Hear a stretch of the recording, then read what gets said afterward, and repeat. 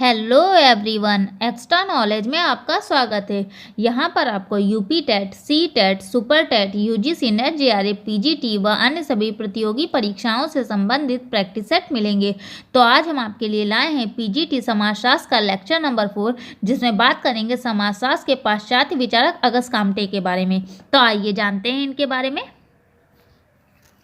जैसे कि Auguste Comte की जीवन अवधि की बात की जाएगी तो वो 19 जनवरी 1798 से लेकर के 5 सितंबर 1857 तक रही।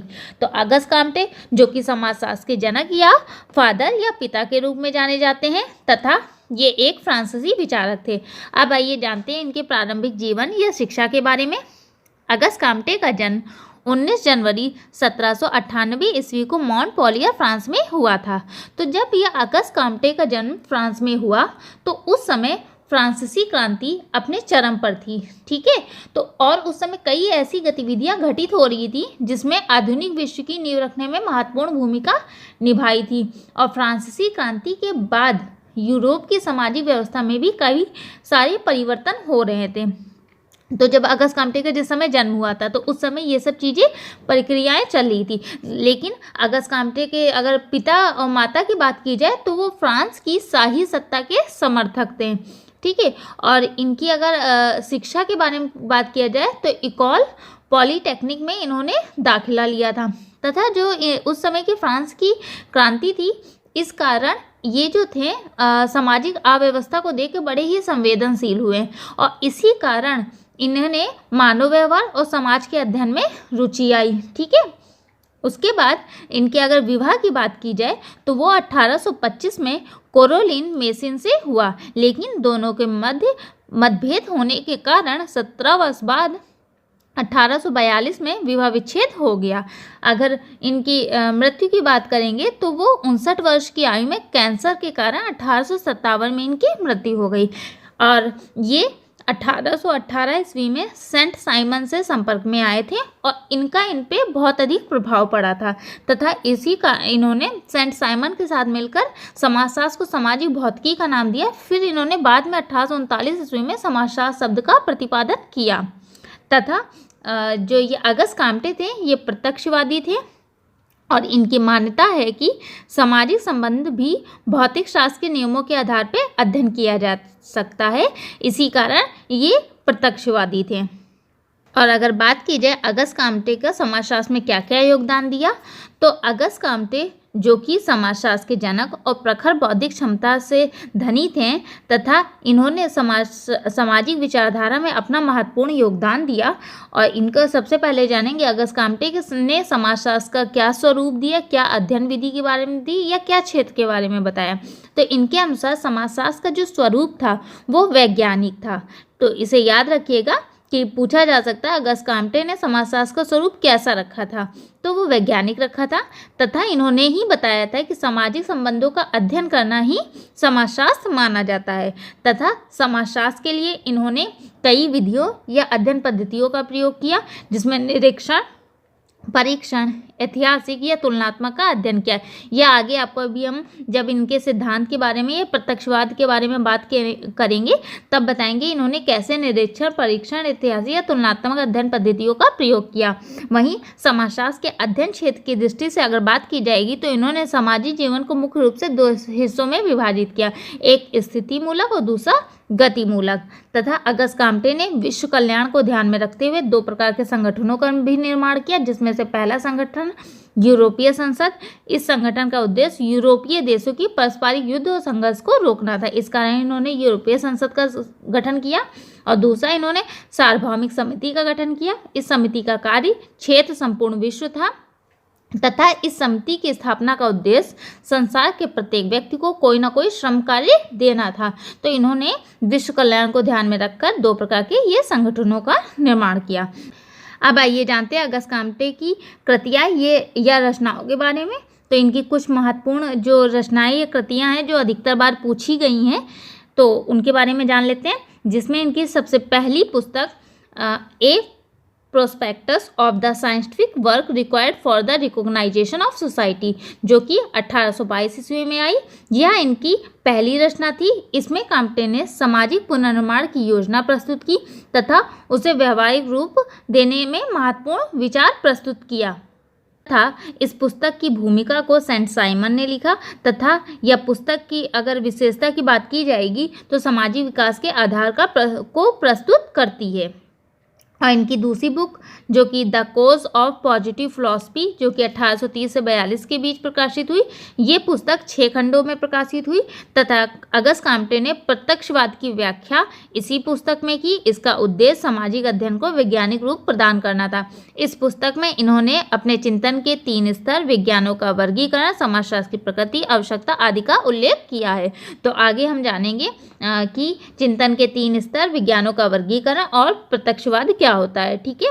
इनकी तीसरी बुक थी सिस्टम ऑफ पॉजिटिव पॉलिटी, जो कि 1851 से 54 के बीच प्रकाशित हुई। यह पुस्तक 4 खंडों में प्रकाशित हुई थी तथा इसमें काम्टे ने अपने सैद्धांतिक विचारों को व्यवहारिक रूप देने का प्रयत्न किया। इस पुस्तक की रचना का उद्देश्य मानवता के नवीन धर्म का प्रतिपादन कर सामाजिक पुनर्निर्माण की एक व्यवहारिक योजना प्रस्तुत करना था। लेकिन इस पुस्तक के कारण अगस्त काम्टे के विचार जो कि वैज्ञानिकता था उसको संदेह में डाल दिया और इसी कारण जॉन स्टुअर्ट मिल ने लिखा है कि इस पुस्तक ने काम्टे के अपने वैज्ञानिक चिंतन का स्वयं का ही निर्मम हत्या कर दी है। ये के बाद नंबर 4 जो इनकी पुस्तक थी वो कैप्टिसिज्म ऑफ पॉजिटिविज्म है, जो कि 1852 ईस्वी में हुई। इसका यह काम्टे की अंतिम पुस्तक थी जिसका प्रकाशन सन 1852 ईस्वी में हुआ। इसकी कृति में काम्टे ने जनतंत्र का समर्थन किया एवं प्रेस तथा व्यक्तिगत स्वतंत्रता को सामाजिक प्रगति के लिए आवश्यक बताया है। आइए अब जान लेते हैं इनके मुख्य सिद्धांत क्या है। इन्होंने जो भी समाजशास्त्र के क्षेत्र में योगदान दिया है, जिसमें कि अगस्त काम्टे का 3 स्तरीय नियम भी बोला जाता है, या 3 स्तरों का नियम, ठीक है, जिसमें उद्विकास का नियम भी इन्होंने बताया कि किस तरह समाज का विकास हुआ है।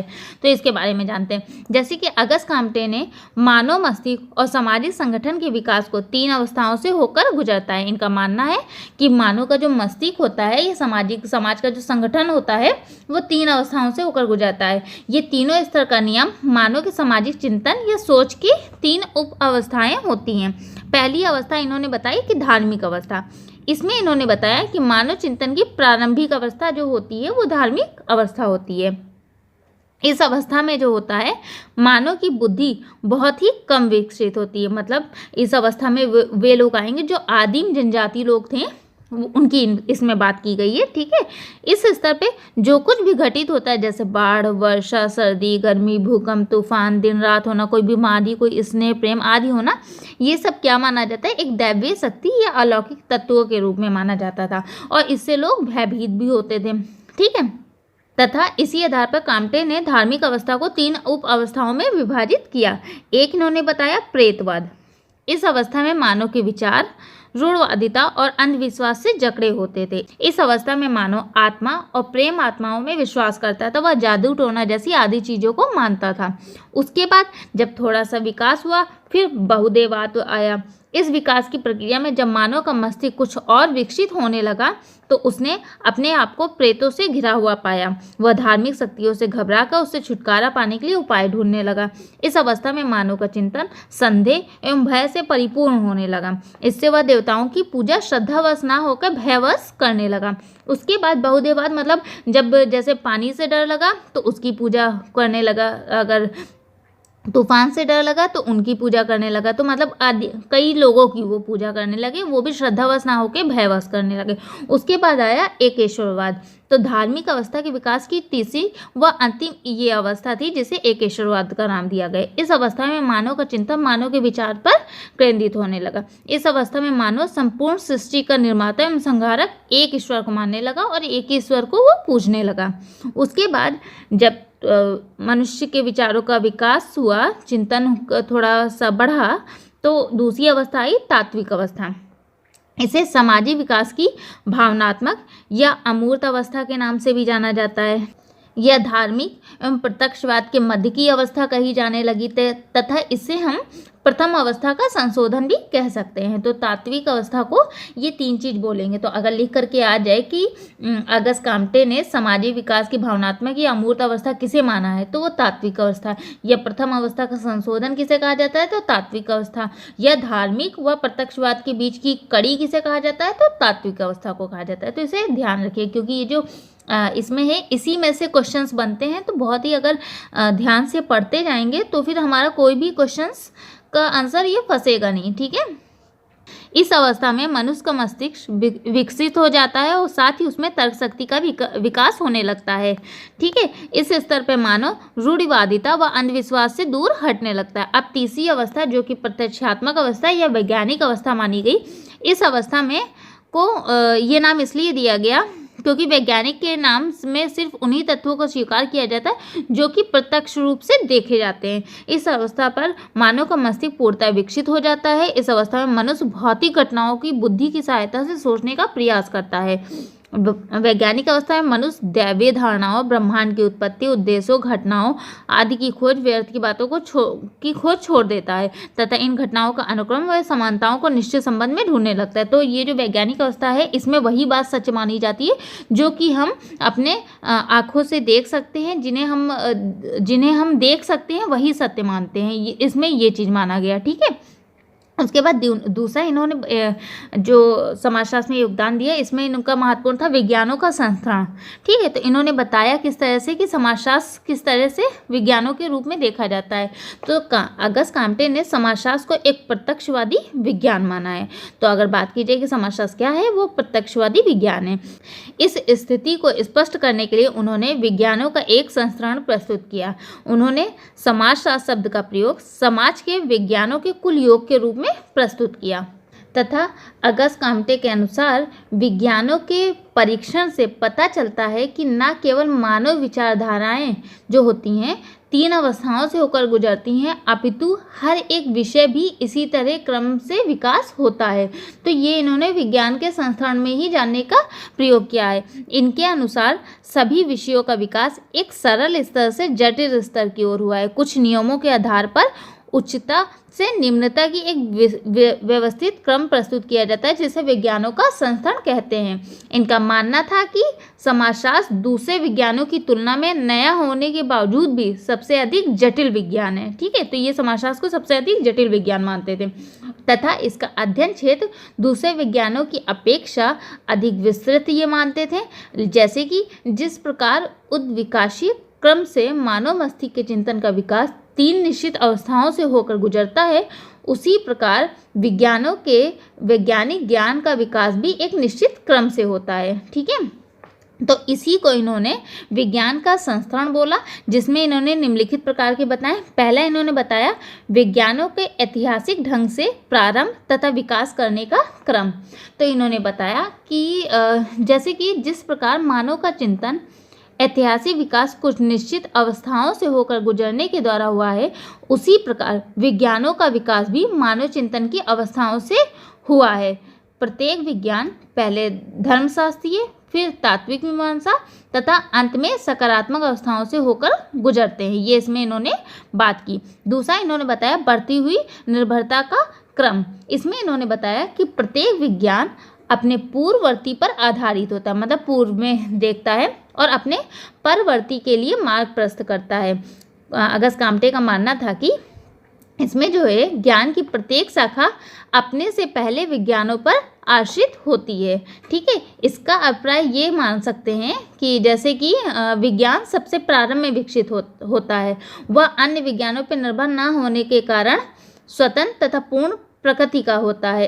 इसके उपरांत विकसित होने वाला प्रत्येक विज्ञान अपने पूर्ववर्ती सभी विज्ञानों पर निर्भर होता चला जाता है। ठीक है। तो पहले कोई एक चीज़ आई, फिर उसी को देख के दूसरी चीज़ विकसित हुई, फिर तीसरी चीज़ विकसित हुई, मतलब पहले को देख के दूसरा चीज़ों का विकास होता है। ये इसमें की बात की गई कि बढ़ती हुई निर्भरता का क्रम। और तीसरा इन्होंने बताया विषय वस्तु के संबंध में निरंतर घटती सामान्य तथा बढ़ती हुई जटिलता।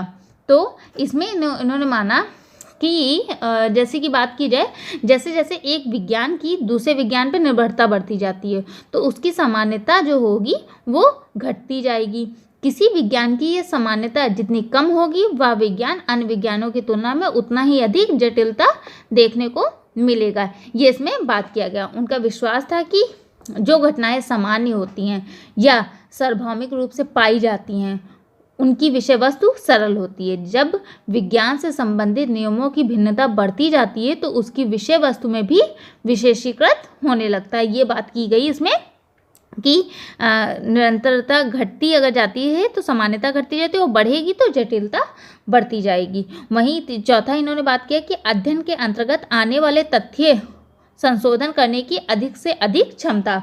तो इसमें बात की गई कि विज्ञानों की जो श्रेणी क्रम में पूर्ववर्ती विज्ञानों में उनकी विषय वस्तु में संशोधन करके कम संभावनाएं होती हैं। ठीक है, ये इसमें बात की गई तथा इसमें बताया गया है कि विज्ञान जो होता है किस प्रकार संशोधन करते करते अनेक चीज़ों का विकास होता रहता है।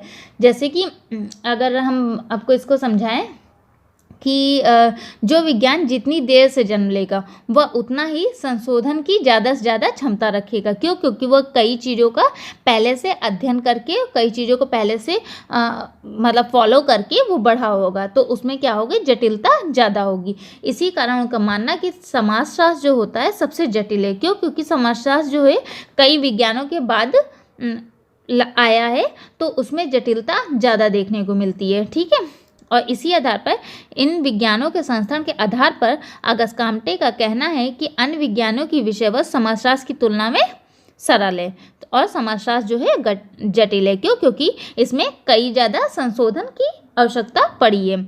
इस प्रकार विज्ञानों की सरलता से जटिलता के आधार पर विज्ञानों का क्रम इस प्रकार का था कि सबसे पहले आया गणित, फिर आया खगोल फिर आया भौतिक, फिर आया रसायन, फिर जैविक, फिर समाजशास्त्र, फिर अन्य नैतिक मूल्य। तो मतलब सबसे पहले गणित आया तो वो सबसे इजी माना गया। फिर गणित से खगोल तो खगोल जब आया होगा तो उसने कुछ गणित की चीज़ों को अपनाया होगा तो उसमें थोड़ा सा संशोधन अपने में लिया होगा। तो इस तरह से करके समाजशास्त्र आया। तो समाजशास्त्र सबसे ज़्यादा संशोधित या ज़्यादा से ज़्यादा क्षमता रखता है। अब बात करते हैं जो इनका सबसे महत्वपूर्ण है, इनका जो कार्य है प्रत्यक्षवाद। ठीक है, तो प्रत्यक्षवाद की अगर हम बात करेंगे तो इसमें प्रत्यक्षवाद के जो चिंतन है इनका सबसे महत्वपूर्ण पक्ष है। ठीक है, जिसके द्वारा इन्होंने समाजशास्त्रीय अध्ययन को एक वैज्ञानिक रूप देने का प्रयत्न किया है। अगर बात की जाए प्रत्यक्षवाद तो सरल शब्दों में समाज एवं सामाजिक जीवन को प्रत्यक्ष प्रमाणों के आधार पर देखना और समझने का सिद्धांत है प्रत्यक्षवाद। ठीक है, मतलब समाज को, सामाजिक जो जीवन है उनके जो भी प्रत्यक्ष प्रमाण होंगे उनके आधार पर देखना या समझना ही समझने का सिद्धांत ही प्रत्यक्षवाद माना जाता है। इनका मानना था कि जिस प्रकार भौतिक जगत और प्रकृति के निर्माण व परिवर्तन के निश्चित नियम होते हैं उसी प्रकार समाज के भी गठन, उसके चलने और बदलने के भी नियम होते हैं। इनका ये मानना था, इसीलिए इन्होंने प्रत्यक्षवाद को दिया। अतः प्रत्यक्षवाद के अगर अर्थ की बात की जाएगी तो सामाजिक घटनाओं का प्रत्यक्ष रूप से निरीक्षण करके उसको निष्कर्ष पे पहुंचना ही, जैसे प्रकृति के विज्ञान में अगर हम करते हैं तो प्रकृति के क्योंकि उनका निरीक्षण करेंगे, परीक्षण करेंगे, फिर कोई नियम लाते हैं। उसी तरह समाज का भी निरीक्षण और परीक्षण करके हम किसी भी चीज़ों को सामने ला सकते हैं। ठीक है, इसके आधार पर प्रत्यक्षवाद की आधारभूत मान्यताएं इन्होंने दी, जैसे कि प्रत्यक्षवाद को अध्ययन की एक विशिष्ट पद्धति के रूप में विकसित करना चाहते हैं जिसका मूल उद्देश्य सामाजिक घटनाओं के अध्ययन को अधिक से अधिक अनुभवी और यथार्थ बनाना है।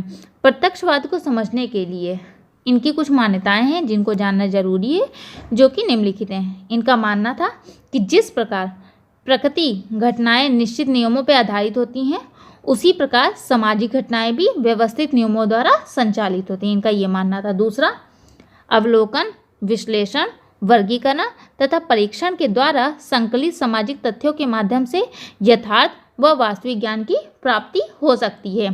ठीक है, तीसरा इन्होंने बताया कि प्रत्यक्षवाद कोई अवधारणा या सिद्धांत नहीं है। तो अगर बात की जाएगी कि अगस्त काम्टे का प्रत्यक्षवाद क्या है, सिद्धांत या अवधारणा, तो इन्होंने प्रत्यक्षवाद को ना तो अवधारणा माना है और ना ही सिद्धांत माना, अपितु यह अध्ययन की एक विशिष्ट व वैज्ञानिक पद्धति मानते हैं जिसमें तार्किकता को एक महत्वपूर्ण तत्व माना जाता है।